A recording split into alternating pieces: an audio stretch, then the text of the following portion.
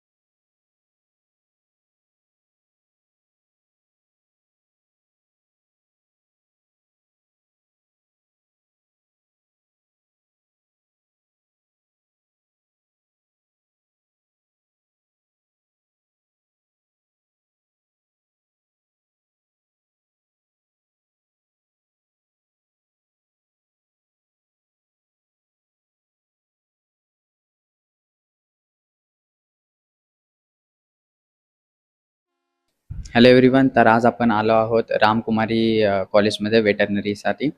तर आज आपल्याला इथं महाराष्ट्राचे स्टुडंट्स भेटलेले आहेत. तर आपण त्यांच्याकडून आपण थोडी एक इन्फॉर्मेशन घेऊ. नाव काय आहे तुमचं?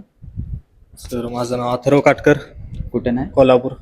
कोल्हापूर. सर माझं नाव आतिश खंदारे, मी लातूर आहे. ओके. कसं वाटलं तुम्हाला कॉलेज? कॉलेज खूपच छान आहे सर. सर्व फॅसिलिटीज वगैरे आहेत तिथं. तुला कसं चांगला आहे, वाटलं? चांगला व्यवस्था चांगली आहे. व्यवस्था वगैरे सगळे चांगले आहे. बाकी सर्व्हिर चांगला आहे, शिकवतात चांगलं. हां. आता तुम्ही फर्स्ट इयरला बरोबर? हो. तर बाकी टीचर्स वगैरे त्यांचं कसं आहे शिकवणं वगैरे? शिकवतात म्हणजे समजून सांगतात सगळं, ओके. कळते सगळं, काय विषय. बाकी कॅम्पस वगैरे कसा वाटला? कॅम्पस पण खूप छान आहे ग्राउंड सर. मोठा आहे. प्रॅक्टिकल पण रेग्युलर होत आहे, सर्व रेग्युलर होत आहे. ओके. आता तुमचे एक्झाम सुरू आहेत. नाही, एक्झाम चालू नाहीत. Second Okay. इंटरनल झाले, आता third Third internal internal. Okay. आणि मग तुम्हाला सुट्टी वगैरे कधी असते? अॅन्युअल नंतर सुट्टी आहे Annual नंतर, दिवाळीमध्ये. आणि कॉलेजचं टायमिंग वगैरे कसं आहे? सर. टायमिंग 7:30 ते 1:30 पर्यंत. 1:30 पर्यंत. त्यामध्ये लंच कधी? 1:30च्या Lunch नंतर 1:30 नंतर फ्री. बाकी तुम्हाला हॉस्टेल मेस कसं वाटले? तर फूड क्वालिटी कशी आहे? सर हॉस्टेल आणि मेस छान आहे. फूड क्वालिटी पण छान आहे सर. आणि प्रत्येक रूम मध्ये एसी आहे असं ऐकलं. AC आहे. ओके. प्रत्येक रूम मध्ये एसी आहे. सेपरेट टेबल्स आहेत मुलांना Okay. अभ्यास करण्यासाठी. आणि इथं आता महाराष्ट्राचे टोटल किती स्टुडंट्स आहेत? सर महाराष्ट्राचे टोटल 25 जण मुली आहेत. आणि मुलं मिळून 25 जण 25 जण आहेत. आणि बाकीचे ऑल ओव्हर इंडियामध्ये. हा. ओके. सर्वात जास्त स्ट्रेंथ महाराष्ट्राची आहे. महाराष्ट्राची सगळ्यात जास्त.